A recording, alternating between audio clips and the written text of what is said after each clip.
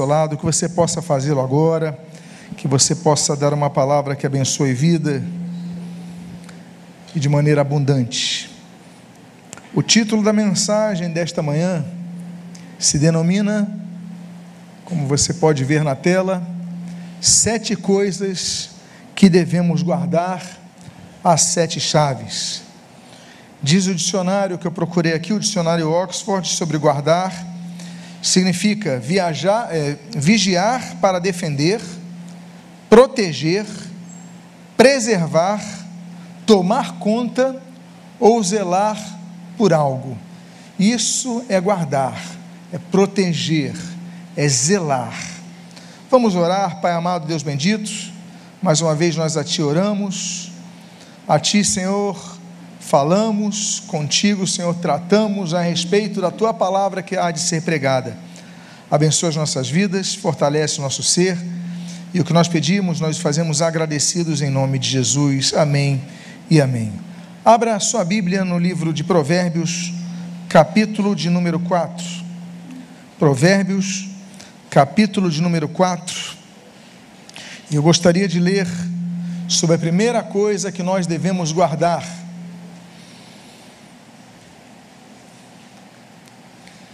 Provérbios 4, 23, a Bíblia diz: de tudo o que se deve guardar, guarde bem o seu coração, porque dele procedem as fontes da vida. Volto a dizer, de tudo o que se deve guardar, guarda o teu coração. O nosso coração, a Bíblia não está falando desse músculo que bombeia sangue, o distribuindo para o nosso corpo, mas é uma das formas que antigamente as pessoas falavam sobre as nossas emoções, o nosso coração, os nossos sentimentos, a nossa alma, enfim, aquilo que nos move. E muitas vezes nós não guardamos o nosso coração, e nós sabemos, a Bíblia diz que o coração é soberbo, Isaías capítulo 10. A Bíblia diz que o coração do homem é enganoso, Jeremias capítulo 17, ele nos engana. Muitas vezes nós não guardamos o coração e permitimos que as emoções nos movam para ações completamente erradas. Quantas vezes nós perdemos tanto por causa que não guardamos o nosso coração, não vigiamos o nosso coração. E a Bíblia então diz que o nosso coração, Efésios 4, é cego, muitas vezes nos leva a caminhos errados. O coração que guarda ressentimentos, é o coração que guarda mágoa, é o coração que guarda rancor, é o coração que guarda o sentimento de vingança. Tudo isso passa pelo terreno fértil, ainda que essa fertilidade muitas vezes seja nociva de nosso coração. E a Bíblia diz: guarda o teu coração, porque dele procedem as fontes da vida, as veredas da vida, os caminhos da vida, as rotas da vida passam por ali. E muitas vezes nós perdemos, porque recebemos uma palavra e isso nos afeta. Quantos de nós? Todos. Eu, você, cada um de nós somos afetados pelos ambientes que nos circundam. Ou seja, recebemos uma ameaça, nós ficamos muitas vezes temerosos, não é verdade? Acontece. Nós recebemos uma acusação, nós recebemos uma palavra contrária, e muitas vezes nós ficamos revoltados, isso nos incomoda, mas a Bíblia diz: então guarda o teu coração, porque dele procede as veredas da vida, é uma fonte que precisa ser guardada. A Bíblia diz, e o salmista pede, no Salmo 51, Deus, me dá um coração novo. E a Bíblia diz lá, que diz em Ezequiel capítulo 38, que Deus dá um novo coração para cada um de nós. Nós devemos então pedir muitas vezes a Deus: Deus, troca o meu coração, muda o meu coração, porque muitas vezes nosso coração já está tão machucado. Quando nós falamos de machucados, se nós tivéssemos que fazer uma radiografia do coração de muitos de nós, nós veríamos várias cicatrizes que ao longo da vida vão herdando. E é por isso que Davi pede um coração novo. É por isso que a Bíblia diz que Deus coloca um coração novo. Então, meus amados irmãos, há uma coisa que o cardiologista não pode fazer, o cirurgião não pode fazer no seu coração. Há uma coisa que o psicólogo não pode fazer. Há uma coisa que os remédios não podem fazer. Todas essas questões que eu abordei aqui são boas, ajudam, mas elas não podem mudar o teu coração. Não podem transformar o teu coração de um coração desgastado em um coração novo, mas Deus pode fazê-lo. E a primeira coisa que nós precisamos fazer então é guardar o coração. Há uma segunda coisa que nós devemos guardar. A Bíblia diz: guardo a tua palavra no meu coração, e é o Salmo 119:10, para não pecar, versículo 11, para não pecar contra ti. Guardo a tua palavra no meu coração. Nós devemos amar a palavra de Deus, como diz Deuteronômio capítulo 6. Nós devemos meditar na palavra de Deus, como diz Josué capítulo 1. Nós devemos conhecer a palavra de Deus, como Jesus fala em Mateus capítulo 22. Nós devemos examinar a palavra de Deus, como ali o Senhor Jesus fala em João capítulo 5. Nós devemos conferir o que está sendo pregado por esse púlpito, por qualquer púlpito, confrontando a palavra com a Bíblia aberta, como diz ali Atos capítulo 17, com os bereanos. Nós devemos, amados irmãos, praticar a palavra, como diz Tiago capítulo 1. Nós devemos então fazer da Bíblia não apenas um livro, porque para muitos a Bíblia é um livro que fica na estante. A Bíblia para muitos é apenas um livro que é tinta sobre papel. Tem aqui um livro com tantas páginas e esse daqui é a Bíblia. Eu tenho outro aqui do lado, Não, a Bíblia é um livro que transforma. A Bíblia é um livro quando nós lemos com o coração aberto. Por isso que a Bíblia fala: guardo no meu coração a tua palavra para não pecar contra ti. Nesse grande cântico do Salmo 119, no versículo 11, eu guardo a tua palavra no meu coração. Não é apenas na minha mente. Nós podemos memorizar textos da Bíblia, nós podemos conhecer textos de cor, mas nós devemos guardar no coração, nos nossos sentimentos, porque sempre essa palavra vai brotar no nosso coração. O Espírito Santo vai lembrar tudo aquilo que nós aprendemos. E essa segunda coisa que nós devemos guardar é a palavra, para não pecar contra ti. Todos nós somos tentados, mas o Espírito Santo vai lembrando a palavra, vai lembrando, e você então vai pegando, se agarrando naquilo. Você faz duas coisas, vamos já falar sobre uma delas, mas essa é a primeira coisa que nós devemos fazer: guardar a palavra em nosso coração. Há uma terceira coisa que nós devemos guardar, e essa muitas vezes é mais difícil do que estudar a Bíblia, conhecer a Bíblia, guardar a Bíblia no coração. É que diz em Provérbios capítulo 10, versículo 17, quando nós lemos: o caminho para a vida é de quem guarda o ensino, mas o que abandona a repreensão anda errante. A terceira coisa que nós devemos guardar são os aprendizados oriundos das repreensões que nós recebemos. Ninguém gosta de ser corrigido, ninguém gosta de ser disciplinado, mas a Bíblia diz, ali por exemplo, em Deuteronômio capítulo 8, que Deus nos disciplina como a filhos. O autor dos Hebreus capítulo 12 vai pegar esse texto como referência. Deus nos disciplina como a filhos. Quando crianças, nós fomos disciplinados aos nossos pais, disciplinados para tantas coisas, não é verdade? Não apenas para os estudos, mas somos disciplinados para o horário de dormir, o horário de comer, como nos vestirmos, a importância de escovar os dentes, o respeito para com o próximo. Quantas coisas estão no cabedal de nossa formação, estruturaram a nossa vida e nossa infância, até nós crescermos e começarmos a ter uma ideia melhor sobre aquilo. e vai chegando então a adolescência, e muitas vezes a gente não vai querendo então repreensão nenhuma, mesmo que a pessoa diga, olha, se você pisar ali, vai explodir uma bomba, não preciso disso, você pisa, muitas vezes até de propósito, explode a bomba. Por quê? Porque chega uma fase da vida que ninguém gosta de repreensão, só que Deus continua sendo Pai, Deus continua sendo nosso Pai, e Deus continua nos repreendendo, nos disciplinando. Há muitas questões em nossas vidas que são resultantes da disciplina do Senhor.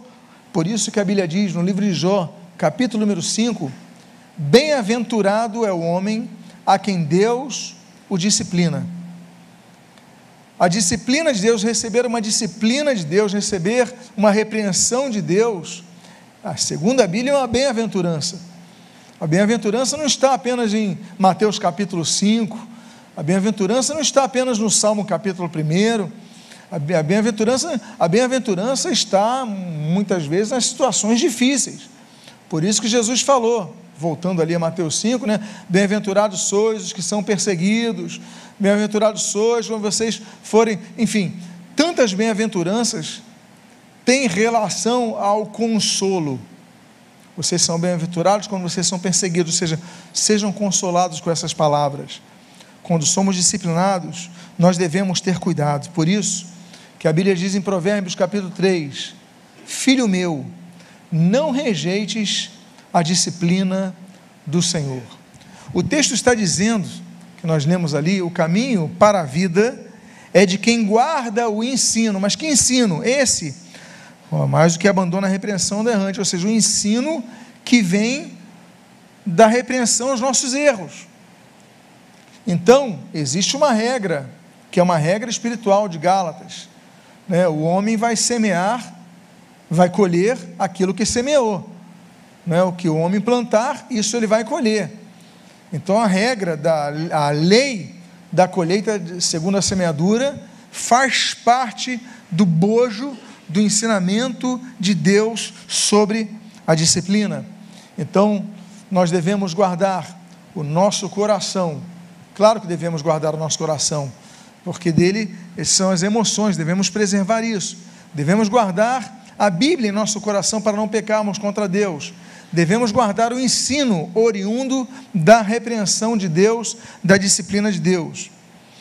Mas há uma quarta coisa que nós devemos guardar, que muitos não entendem, ainda mais nos tempos atuais, que se oferece um evangelho sem responsabilidades.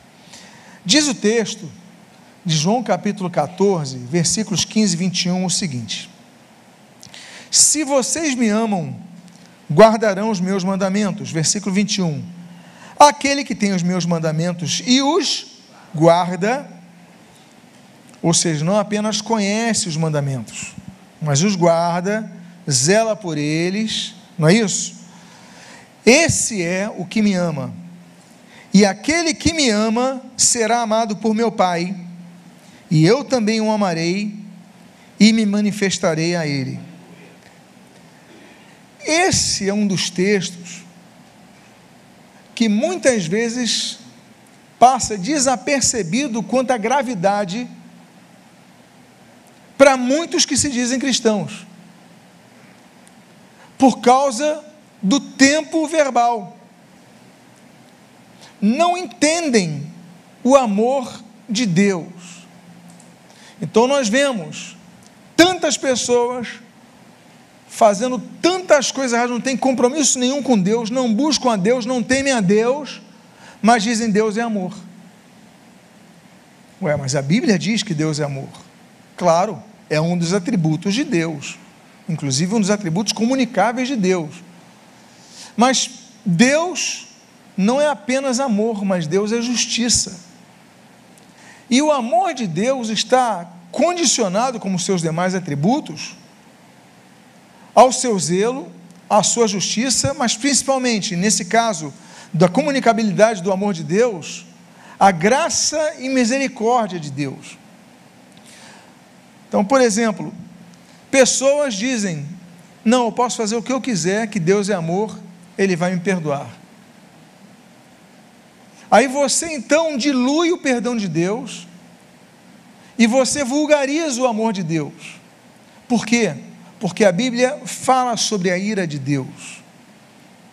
Aí todo mundo fala de cor e salteado, João 3,16, porque Deus amou o mundo de tal maneira, mas se esquecem do 18. O 18 é claro, quem crê não é julgado, mas quem não crê já está o quê? Julgado. Esse versículo sublinha ali, e eu também o amarei. O amor de Deus não é automático. O amor de Deus é uma concessão, e isso é grave, e isso nem todos entendem. E eu o amarei a quem? Se eu o amarei, então fala, não é uma ação que eu vou realizar, para quem? Aquele que tem os meus mandamentos e os guarda. Então você vê, tanta gente nesse mundão, faz tudo o que quer, não pede perdão, não se arrepende, não guarda nem o sentimento de culpa sobre o que fez, mas fala, não, Deus me ama, Jesus me ama, peraí, eu amarei a quem tem os meus mandamentos e os guarda. A ira de Deus é uma realidade, e essa realidade, ela se arvora contra uma coisa chamada pecados. Deus não tolera o pecado. Por isso que a Bíblia diz, João capítulo número 5, né? Quem ouve essas minhas palavras, ele tem que ouvir a palavra, crer na palavra, para que não entre em juízo, porque senão entrará em juízo. Aí você fala, não, mas eu não tenho nenhuma condenação contra a minha vida. Romanos capítulo 8, versículo 1. A Bíblia não diz em Romanos capítulo 8, versículo 1, que nenhuma condenação há. A Bíblia diz em Romanos capítulo 8, versículo 1, que nenhuma condenação há para os que estão em Cristo Jesus. Portanto, para os que não estão em Cristo Jesus, há condenação. Aí hoje você vulgariza tanto o amor de Cristo, que o amor sublime, que o amor substitutivo, que o amor da graça, mas você dilui tanto, que você fala, não, ele vai perdoar a todos, a todos que se arrependem, a todos que o buscam, a todos que o temem, a todos que têm os meus mandamentos e os guardam. Então a salvação, meus amados irmãos, que é um presente que Deus dá, Ele dá gratuitamente, mas nós precisamos nos arrepender de nossos pecados, depositar nossa fé em Cristo para sermos salvos. E aí nem todos querem aceitar isso e não guardam. É uma realidade. Jesus nos ama, por isso que Ele entregou a sua vida por nós. Mas o que nós devemos fazer?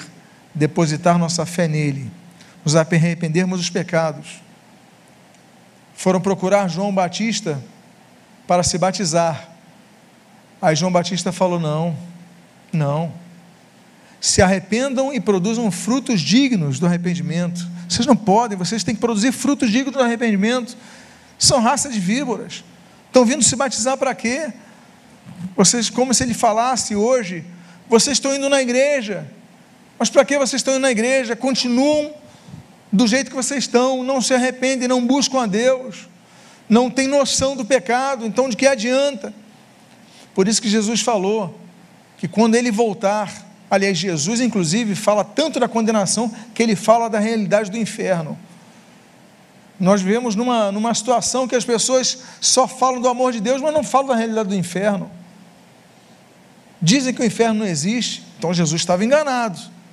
Então você rasga grande parte da Bíblia que fala sobre isso. Há julgamento, há condenação. Agora, aqueles que estão em Cristo Jesus estão livres disso. Há maldição, mas a Bíblia diz em Gálatas capítulo 5 que Jesus fez maldição por nós, portanto há maldição, mas nós somos livres dela, porque fomos alcançados pela graça de Deus. Mas precisamos nos arrepender, e arrependimento é postura. Precisamos depositar nossa fé em Cristo. Meus amados irmãos, aquele que tem os meus mandamentos e os guarda. Essa é a quarta coisa que nós devemos fazer: guardar os mandamentos de Cristo, seguir a Cristo. Aí você vai nessas multidões todinhas que falam, diluem o amor de Deus. Vocês guardam os mandamentos de Cristo? Não guardam nada, não o buscam. E aí então querem receber a graça, esse amor gracioso, caro. O mais alto preço foi pago, que foi o sangue de uma pessoa inocente, Jesus Cristo.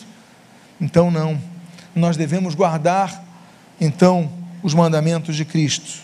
Quinta coisa que nós devemos guardar, Provérbios capítulo 16, versículo 17: o caminho dos retos é desviar-se do mal, e quem guarda o seu caminho preserva a sua vida.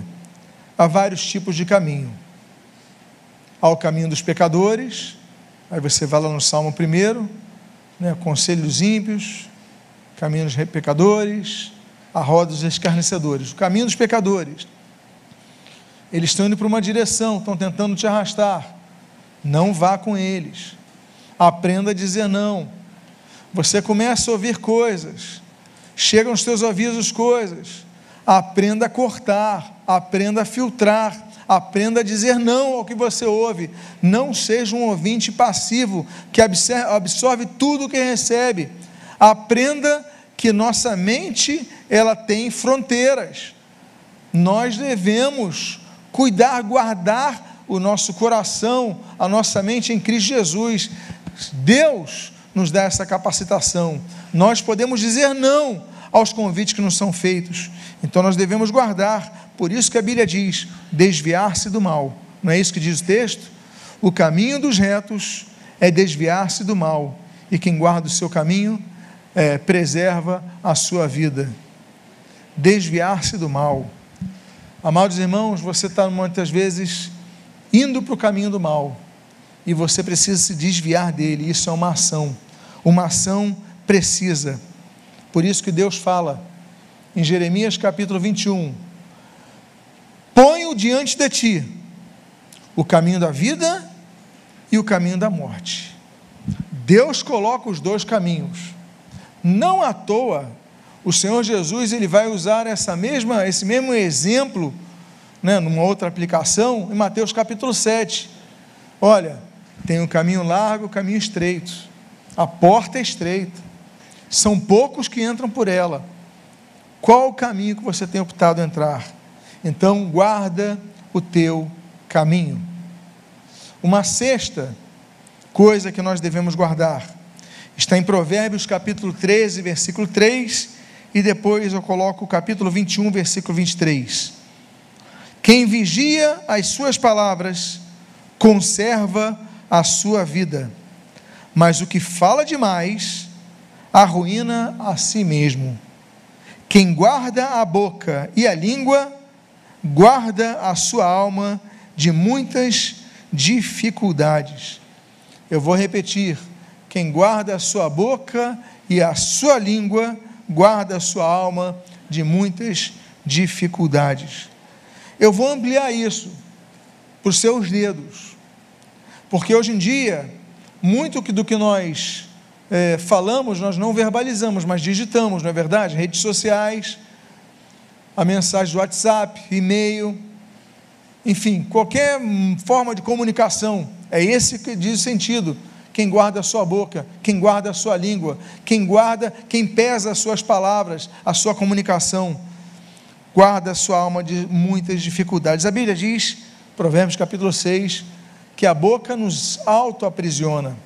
É por isso que a Bíblia diz em Eclesiastes capítulo 3, que nós temos o tempo para falar, mas temos um tempo para calar. Nem sempre nós devemos falar. Às vezes nós queremos falar, mas não devemos falar. Nós queremos, nós ansiamos, nós dizemos: eu vou interromper, vou falar logo, mas a melhor coisa, muitas vezes, é você ficar quieto e esperar o tempo oportuno. Por isso que a Bíblia diz sobre a boca prudente, Eclesiastes capítulo 10, nós devemos ter prudência no nosso falar, pensar antes de falar. Por quê? Mateus 13. A boca fala o que está cheio o coração. Mas se você não falar, você vai administrando o coração e você vai guardando o coração. Lembra do primeiro princípio que nós falamos hoje? Guardar o coração? Então segura a sua boca, fale um pouco menos. Diga à pessoa que está do seu lado: meu irmão, administre mais o seu falar. E por fim, na breve reflexão desta manhã de domingo, eu colocaria o texto do principal em nossa vida. A Bíblia diz, naquelas palavras de despedida do apóstolo Paulo, em 2 Timóteo capítulo 4, versículo 7, combati o bom combate, completei a carreira e guardei a fé. A sétima coisa que nós devemos guardar, as 7 chaves, é a nossa fé. Amados irmãos, muitos perderam a sua fé no decorrer de suas vidas, perderam a sua fé no Senhor Jesus Cristo, perderam a sua fé na salvação de suas almas, perderam a sua fé na palavra de Deus.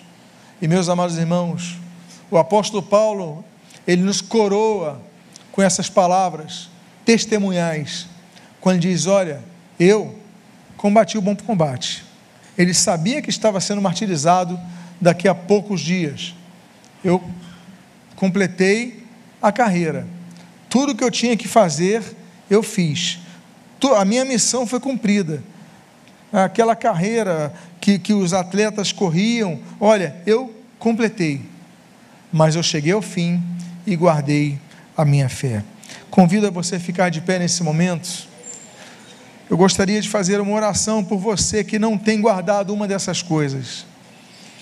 Que você possa nesse momento fechar os seus olhos e pedir: Deus, eu ouvi a Tua palavra nesta manhã, e eu quero, Senhor, nessa manhã renovar o meu voto para guardar todas essas coisas, guardar o meu coração, que eu possa guardar o meu coração de todo sentimento de rancor, todo o meu sentimento que venha ao meu coração de inveja, todo o meu sentimento, todos os sentimentos negativos que invadem meu coração. Deus, me ajuda a guardar o meu coração, que eu possa guardar a Tua palavra no meu coração para não pecar contra Ti, que eu possa, Senhor, guardar o meu caminho, Senhor, que eu possa guardar cada palavra de disciplina que eu receba, que eu guarde com amor, que eu possa guardar, Senhor, a minha boca, e que acima de tudo isso, Senhor, eu possa guardar a minha fé. Senhor, muitas vezes os ventos sopram, muitas vezes as dúvidas assopram com força em nossas costas, mas nós permaneceremos em pé. E ainda que alguns tenham começado muitas vezes a afundar, como Pedro ali no mar da Galileia, o Senhor Jesus estende a sua mão, e Pedro a segurou, e Pedro foi colocado naquele barco, e Pedro foi restaurado. Deus amado, a Tua mão está estendida, Senhor, para todos aqueles que vacilaram. Então oferece, Senhor, a Tua graça, a Tua misericórdia, para que nós guardemos, Pai, a nossa fé, guardando os Teus mandamentos, guardando a nossa boca, a Tua palavra, e tudo o que nós falamos aqui, guardemos a nossa fé em todo o tempo. O que nós pedimos sobre nossas vidas é que Tu nos guardes, guarda-nos em Ti, e o que nós pedimos, nós fazemos agradecidos em o nome de Jesus.